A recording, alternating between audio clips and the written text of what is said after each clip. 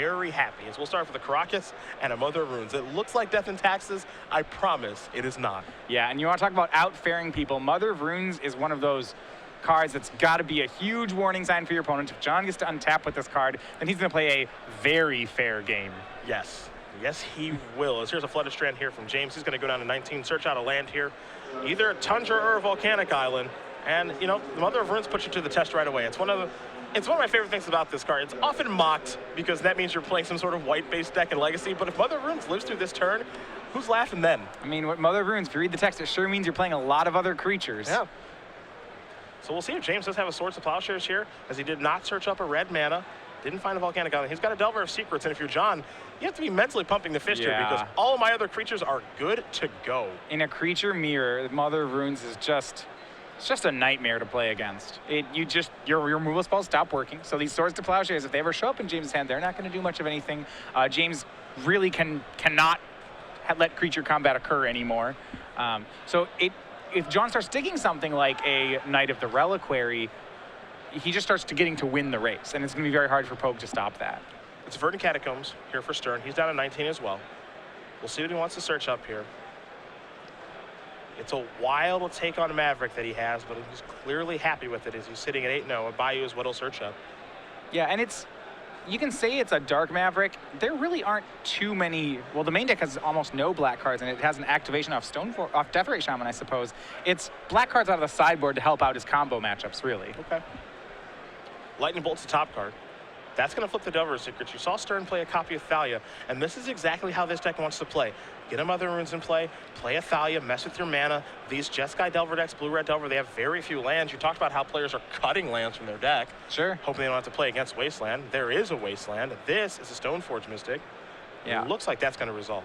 Fortunately for James, he has a lot of creatures, which means he has a shot in this game. However, remember, Delver is the kind of deck, you see 11 creatures, 29 spells. When you're playing this Ponder, Brainstorm style, Daze style deck, I mean, Mother Rune's Thalia is just, it's really hard to answer. Yeah. John's shop is set up pretty well right now. He's got to worry about the flip Delver, of course, and the Stoneforge Mystic that can put in either the GT, maybe James has Batterskull in his hand already. He's got to be worried about that stuff. But John's off to a nice start, and we'll see if he can keep it going here on his third turn as he'll take a draw step. Yeah, like I said, maybe the Batterskull. Even if he had the Batterskull, it's probable that Pogue is going to search up the Umezawa's GT. Right now, one GT hit sweeps John's board. Remember, Mother Runes can't give protection from artifacts. So with a bunch of X1s, there's a clock going on here. 2 turns, and suddenly GT counters are going to happen. John's turn, taking a look at a copy of Windswept Teeth. His draw for the turn was Knight of the Reliquary. That's the Brian Kibler bat signal. He's probably tuning in right now since I said that. All right, Knight of the Reliquary. Yeah. Yep. It's just Brian has just turned on the television. He wants to see exactly what John's trying to do with it. He's going to start by attacking for 2 with Thalia. Pogue's going to go down to 17. There's a Windswept Teeth. Weapons on John's side, he has Stoneforge Mystic, another Mother Runes, but it's not clear that he has an answer to the Umezawa's GT just yet. Looks like he's going to deploy Stoneforge. What he can do is he can get a GT of his own. He's on the play. He could use his GT, if he gets GT counters first, to kill whichever creature Pogue tries to equip. Yep. It could be GT on GT Warfare as he searches up his GT.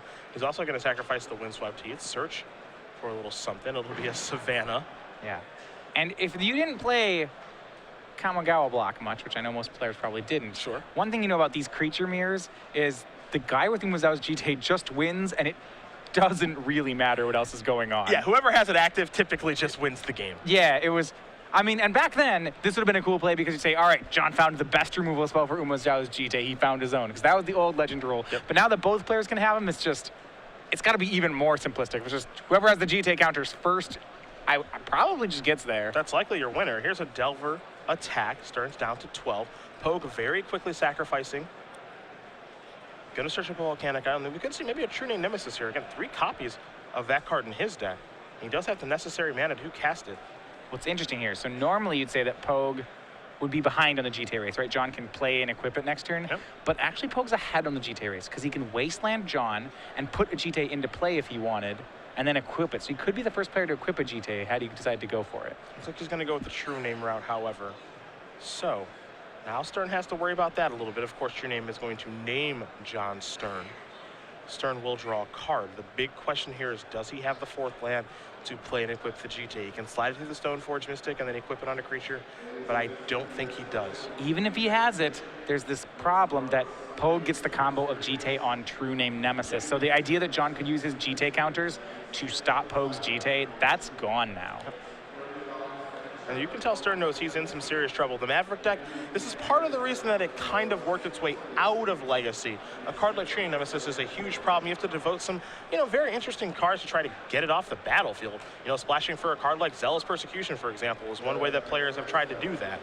But it is pretty difficult here. Mother of Runes is going to make Thalia have protection from a color. You have to imagine it's going to be blue. And John getting in for some damage here. Not a great sign for Stern. No, not at all. True Name, you're right. These fair matchups, this is something that Maverick, Death and Taxes, they were hurt by. The fact that True Name Nemesis plus equipment can really blank their strategies. Stern has a Deathrite Shaman. So now what he's hoping is, James, please don't have a 4th mana. Yeah, but James has one in hand, as we know. Take a draw. Wasteland. That will be land number 4. He will activate the Stoneforge. Yeah, has the combo. Why waste any time? And this is a 1-2 punch that is funny because it's so straightforward, yet it's still quite powerful. Put an equipment on a True Nemesis, get your charge counters, and get to work. Drops John to 6. Pogue doesn't actually even have to kill anything with the Sumazawa's GT. He can just use it as a pump spell. Yeah, why make a move? Yeah. He may use it to give -1/-1 counters so that John doesn't get GT counters of his own. There's a lot of ways that James can play it. I think most of them seem to lead to the same spot, though, that where John's dead next turn. Stern gets a GT into play, but I like Pogue's play here. It's just, I have a GT with 2 counters on it. I will react how I need to if you make me. If you equip a GT on anything, okay, you attack with that creature, all right, I'll kill it with the 2 counters. Or maybe I won't, if I don't need to. And you can tell that Stern knows he's in a lot of trouble here. He had that small window to get GT up first, but he wasn't able to capitalize. No, you're absolutely right. Tough spot for Stern.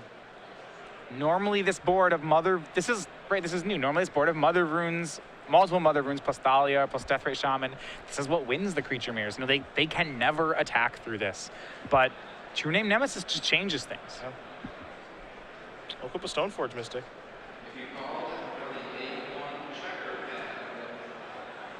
We'll see if Pogue is going to have some sort of response to this. John is just trying to give himself the best chance to win the game. He's going to attack here with quite a few creatures, hoping that Pogue does make a mistake. And there is your attack with the Mother of Runes, a Stoneforge Mystic, and a Thalia. The 2 counters will take care of the Stoneforge. 3 damage will come through. Pogue's going to go down to 11. John bought himself a turn here thanks to Deathrite Shaman's activated ability. Yep.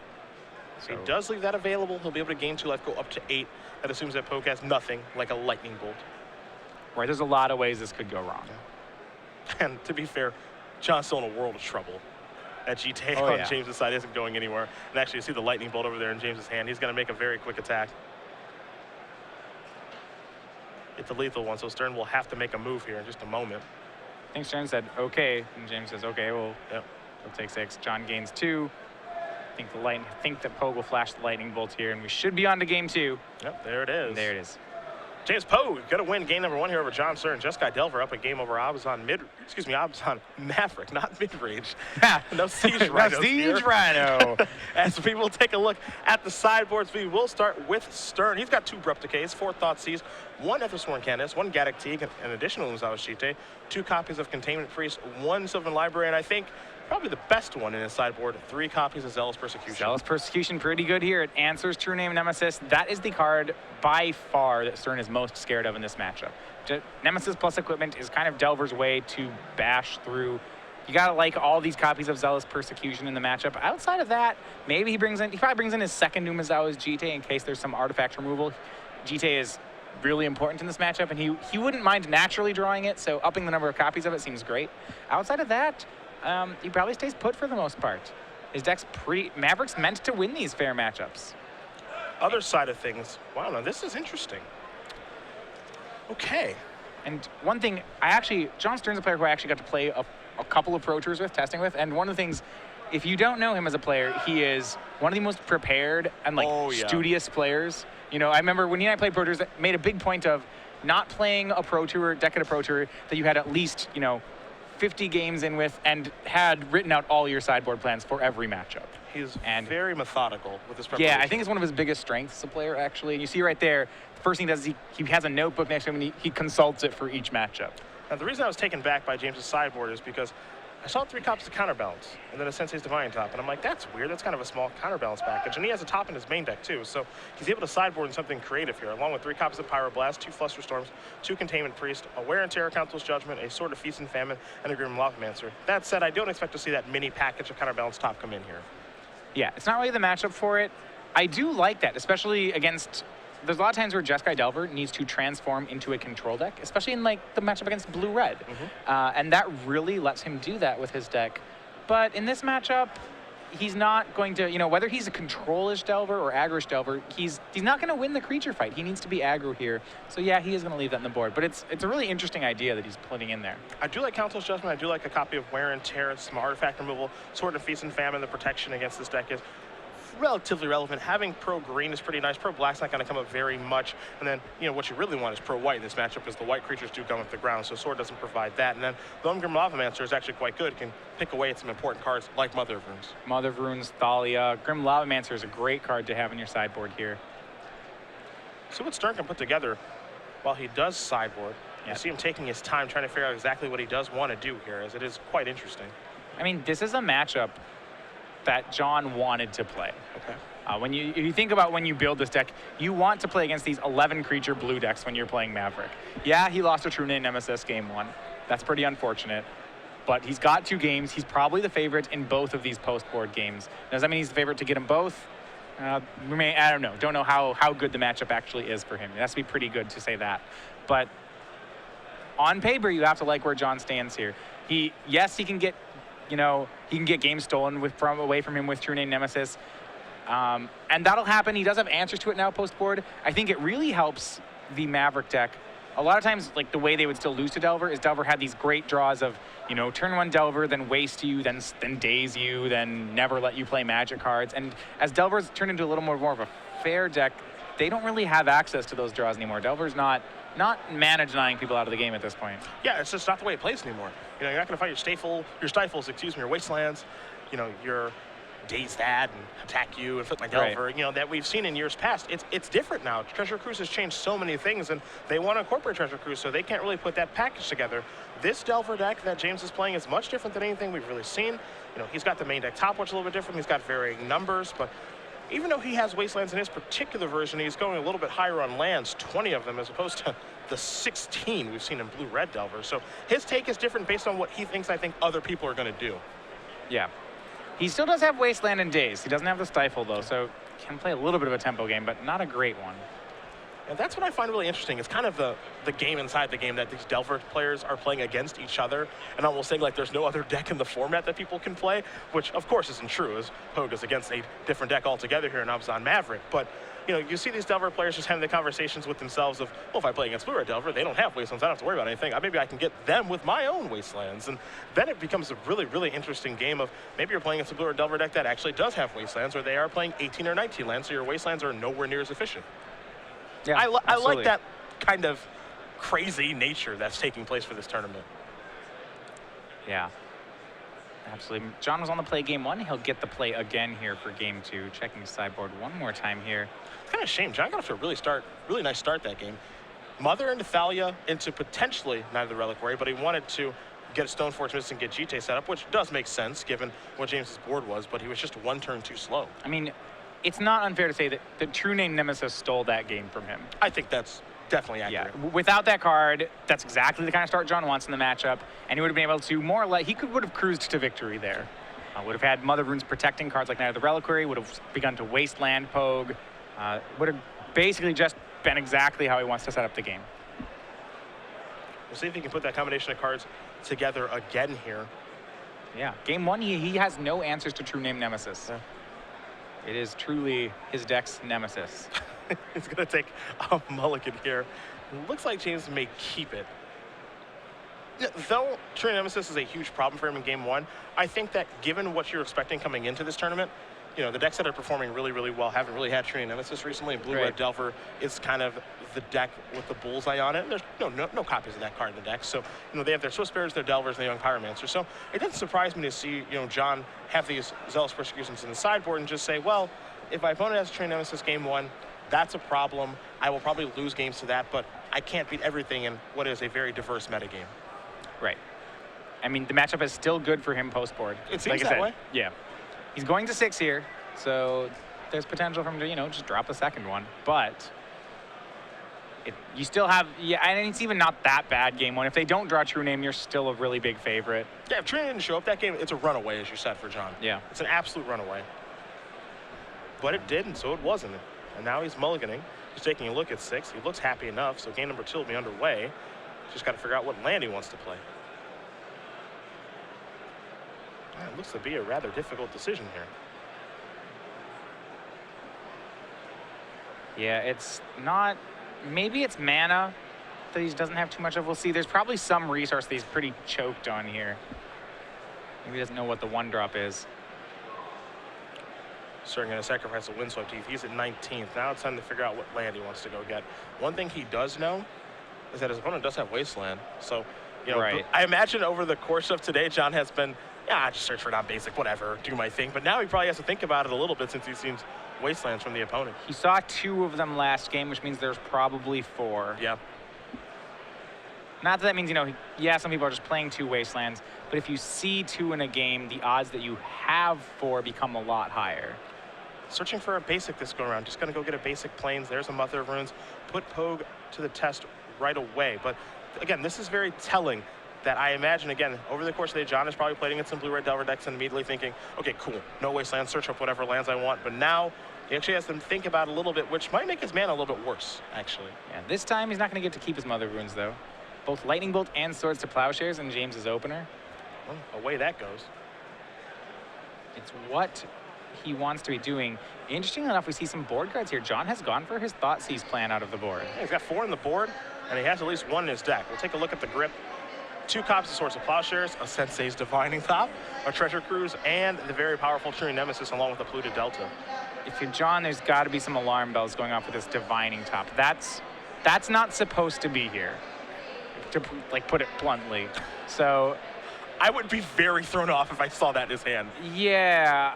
Okay, so my thoughts would be, 1, he's secretly boarded into Counterbalance. 2, he just really likes that card as a cantrip.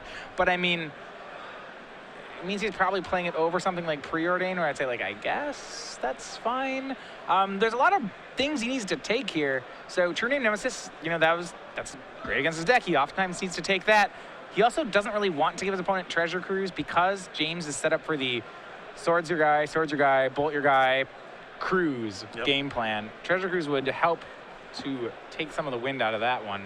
Top is such an interesting card in the hand here because, it stands out. He's going to take the True Nemesis, the card that beat him in game 1, but Top just stands out. It's just like what the heck are you doing? Why is this in your deck? I don't like, no one likes playing against Top. Yeah. So you almost just kind of want to take that, but he's going to let it stay. James going to draw a copy of Treasure Cruise. And I mean, the thing is that James's hand is really good against a mulligan. Yeah. His cards are very good at raw card advantage. So he has Swords to Plowshares, which are just almost unconditional removal spells. And he has 2 Treasure Cruises. So he has really generic removal and really generic card draw. He can play a numbers game, and he gets to start up 2 on John. 2 pair here for Pogue, 2 swords, 2 Treasure Cruises. What's interesting about going to this Thoughtseize plan is that in this particular game, it looks quite bad. There's a top in play. Yeah. You can't really take a card here and be successful. This 1-for-1 trading that's going on is playing right into James's strategy. Yep. And this is one of the things I was worried about some of these fair decks that don't play Treasure Cruise is the fact that James can just do this, suddenly kind of transform into a control role here with Treasure Cruise. This never used to happen to Maverick. Yep. 1-for-1 trades were by and large good for the deck, but now John's got to be concerned. And they were so good at it too. Yeah. I mean, you leave your opponent with a couple Delver of Secrets, your cards are better than theirs. They're playing a bunch of little 1-drops, but are your cards better than 3 of theirs? Probably not. James is going to sacrifice the polluted delta. That's 4 cards in the graveyard now, so he's working his way towards the other treasure cruise that's in his hand. Tundra is the land he's searching up, and I imagine we'll see the top spin here in just a moment. And it's not like John can stop these this treasure cruise from resolving. You know, he's a green-white deck. He can Thoughtseize it if he has more Thoughtseize, but he only could have 2 left. James is going to get his extra cards. John's going to have to slog through them.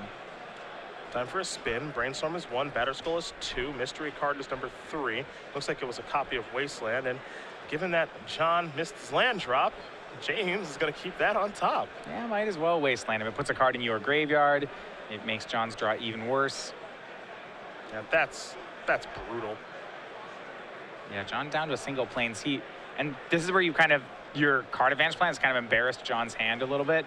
He has cards like Swords to Plowshares in his hand. It's great for James. Now, John drew a copy of Wasteland, and I think in most instances, you'd be happy firing that off. Kill your white source, and now you have swords in your hand. You also have a treasure cruise. Maybe I can work through that, but because James has a top in play, I would not feel comfortable. That. Yeah. John needs to play the threats here. John needs to become the aggro deck because James's hand is really good at playing control. He has top in play. He has 2. I mean, he feels like a Miracles deck here, right? He has a top in play, and his hand is swords, treasure cruise. Like, yeah. I feel like I'm playing against a Miracles deck, which, for the record, it's like a really bad matchup for Maverick. Yeah, it's terrible. It's terrible. Yeah. So it's frustrating to see suddenly your Jeskai opponent is doing that, you know. James going to draw a card. Looks like he's going to draw a Brainstorm. And we'll be casting a Brainstorm now. So 3 cards coming here for Pogue. 2 cards will be going back. More cantrips from Pogue. Fill up the graveyard. Trying to find some lands. You see he found a fetch land. If he keeps that, that's going to be card number... He can crack a fetch and treasure cruise this turn. And Brainstorm is card number 6. Misty Rainforest is potentially card number 7. Volcanic Island and Batterskull were the other cards that were drawn. So, of course, James will have to put 2 cards back. Looks like Volcanic Island will be 1. Don't have a great look at the second one, but the Brainstorm is done resolving. The second card was a copy of Swords to Plowshares. Sacrifice this, and boy, I'll tell you, 1-mana treasure cruises are a lot of fun. When you get to shuffle away Swords to Plowshares in this matchup, you know things are going really well for you. James is going to search up a second white source of mana as opposed to a second red source of mana to make sure that if John decides to Wasteland a white source of mana, he has a backup one to cast a Swords of Plowshares. That is in his hand. And now he's going to go cruising. 7 cards in the graveyard. Enter exile, and comes a boat full of gold, bringing him cards.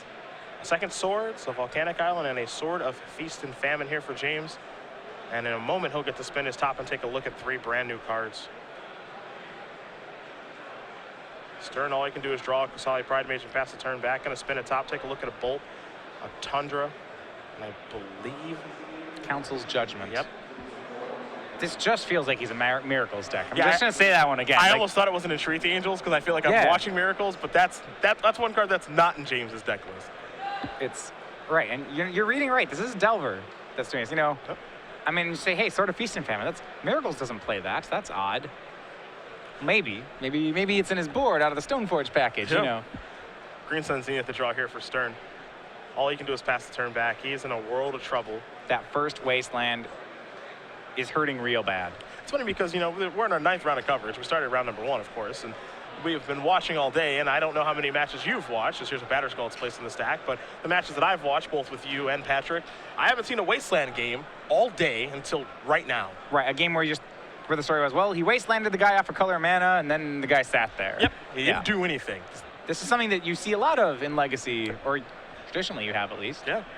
Sword's going to take care of the Germ token. Stern will draw a card, see if he can find a green mana. How about an Abrupt Decay? A green-black spell. He's a couple lands off that one. It's not almost a green-black land, but nope, it's a green-black spell. Somebody needs a Golgari Rot Farm, I think. That might be the best draw. Tough time. Gonna spin. Take a look at 3 cards here, Will James. I mean, I want to say that one of his... He really just feels like a control deck here. I just like the fact that he can board into this sort of deck. It's really neat. I love it. Yeah.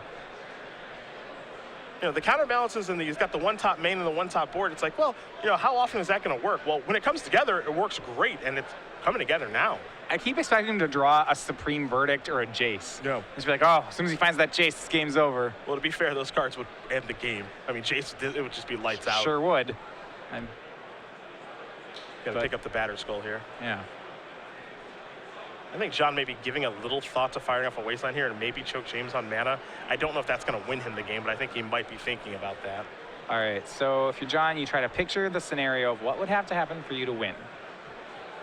Seems to me like you have to be able to play these cards in your hand. How many cards in your hand does Wasteland actually cast? The answer's nothing. Yeah, fire it off. So Wasteland will take care of a Tundra after a Lightning Bolt takes care of the Mother of Runes. James will draw. It's a copy of Brainstorm. So Batter Skull will not be hitting play this turn. James very patient, just going to pass the turn back. His turn will draw. Looks like a copy of Tarmogoyf before passing the turn back. Pogue going to spin. You see a Tarn, a Lavamancer, and a Delver's Secrets. There are the threats. Now he has things to put those weapons on. I mean, and John's just bricks the lands for far too many turns here. Yeah. Looks like Pogue may put Grim Lavamancer on top, which I actually like this a lot because you're able to play Lavamancer, equip the sword, leave up mana for a Swords to Plowshares, or spinning a top and pass the turn back comfortably. Yeah, Grim Lavamancer used to be a mainstay in these red-blue Delver decks. There's been some tension. This guy doesn't really like playing with Treasure Cruise too much. Savannah was the draw here for Stern. It's relatively late to the party, but better late than never, I suppose, as he can finally start casting some of the spells in his hand. Yeah, he can cast his spells. James has a Swords to Plowshares up, and he's going to start taking John's cards with that Sword of Feast and Famine. So John has to calculate, you know, he's going to get to play about half of these cards, maybe. It's about the other half are going to go to the sword. So he's got to prioritize which of these have to resolve. I think Tarmogoyf's a great choice to start. That's in play. We're gonna get out the Tarmogoyf die here briefly. I don't think it's gonna be there very long. James can swords it. He can also just attack past it. Yeah, he will fire off the sword. You want to talk about a card we haven't seen a lot of? We talked about Wasteland. Tarmogoyf. Where's Tarmogoyf gone? His homes were swept away in a treasure cruise. All the places he used to live just flooded out. Teamer Delver basically sees no play. We know Maverick hasn't seen play for a while. Tarmogoyf used to be a Legacy All-Star. The Shardless deck. Yep. He's a good, had a home there. Yep. This thing is basically non-existent Legacy now. Well, you could either use your graveyard to pump Tarmogoyf, or you could use it to draw 3. And, you know, Treasure Cruise is everywhere this weekend, and it's not been good for this little guy. Love the sequencing here by Pogue. He's going to play his 5th land and his Batter Skull first. Then he'll attack with his creature that is equipped with Sword of Feast and Famine. That allowed him to use his mana again to spin top and leave removal spells up, or maybe move the Batter Skull over to the Grim Lavamancer. Either way, it looks to be a runaway here for James. Yeah. John kept mulled to 6. James had a really good hand against a mulligan, bunch of card draw and some swords. And then on top of that, this got compounded when John stuck on some lands. James wastelanded him, and then John really bricked on lands for a while. By the time he got to play, James was way too far ahead. Dried Arbor, the draw here. That one's slow as well. You see James does have the ability to spin a top here whenever he'd like, and he has plenty of removal spells in his hand. Stern's going to try to figure out a way to get out of this, but you can kind of see the look on his face. He knows there's almost no way for him to do it. It's going to take some misplays on Pogue's part. And that's what you see a lot of the good players do here. He's actually thinking about, okay, my opponent plays this correctly, he's probably sunk. What are the incorrect plays his opponent could make? How does he get those to happen? This will be a Zenith for 1. Here's a Death Right Shaman. So many things could happen here. You know, this Grim Lavamancer will kill most of Stern's creatures. He's searching up a black-green creature right into a Sword of Feast and Famine. The things you have to do here. They are difficult. Yep. Not really thrilled about any of them. Gotta spin the top here is James. Scalding Tarn, Volcanic Island, and a Treasure Cruise with 5 cards in the graveyard. Treasure Cruise. Great. Well, that will put some pressure on Pogue as to whether or not he wants to activate Grim Lavamancer. I suppose. No. There's a Scalding Tarn. That's the draw. Yes, Tarn, Council's Judgment, still has a Swords left. Not to mention, he's got 3 ways to kill Deathrite Shaman. He's got a double-equipped Germ token. And now it looks like he's going to have 3 more cards. Yeah, I think he may have thought that he drew Treasure Cruise. It's actually not in his hand right now. Looks at wait, I don't have that. Yeah, he drew that's Tarn. Okay. That's okay. The next best card's probably pretty good too. Yeah. He's going to cast Brainstorm now. So looks like maybe a slight hiccup there from James. Treasure Cruise is now in his hand, along with the Volcanic Island and the Misty Rainforest. So 2 cards will go back here in just a minute. To be fair, it's not actually a loss of mana to brainstorm into Treasure Cruise. You spent a mana to get the cruise in your hand, but now you have an extra cruise card in the yard, so you're still good. Treasure Cruise plan's still online. This fetch land makes it, I believe, 7 in the yard. It's either 6 or 7. It looks like it might be 6. The interesting thing here is that it doesn't really matter either way because he can tap a lot of mana for Treasure Cruise and gets to untap all of his lands because of the sword. Yeah, so he gets to have just, a boatload of fun. The Dryad Arbor I don't believe Dryad Arbor's green. He's just a land. So he could chump, I believe. Should be. Oh, no, he has the color identity circle, right? Yeah, he's it actually has to be green, right? Because you have the Zenith for it. Right, yeah. Yeah, he's not, okay. He's a green land. Yeah. It's a weird card. So yeah, so John, just knows he has the untap already. Yep. Great. There's Delver. There's Delver. Again, he's casting all of his spells in his main phase, and now he's attacking. There will be no blocking due to protection from green and black. So 6 damage will come through. Stern will have to discard a card. Pogue will get to untap all of his lands. And get to have even more fun in his second main phase. Yup. Well, at least someone's having fun here, right? Deathrite Shaman. Deathrite Shaman. See you later. John needs the green Treasure Cruise now. He's got a lot of stuff in his I graveyard. think that's Life Malone. Yo. I think. I'm trying to think of a green Treasure Cruise right now. That's the best I can do. He's going to need more than that for what it's worth. It's like, even if Green Sun Zenith, if that had Delve, first of all, the card would be insane. But, would it even be as good as Treasure Cruise? That's, that's ridiculous, giving that card Delve, first of all. Giving Green Sun Zenith Delve is a horrible, of course, idea. Yeah, I can't do it. But I mean, God, I'm trying to think, there's nothing, nothing on power, close to on that power level. Beside Pride Mage, meet Force of Will. Sure. Really expensive cancel. Yep. It counters the spell. And James should have him dead here. Yeah, John he's going to extend it. He can't go through it anymore. James Pogue is going to win this match over John Stern, 2-0. And for our Jeskai Delver player, 9-0 here in New Jersey.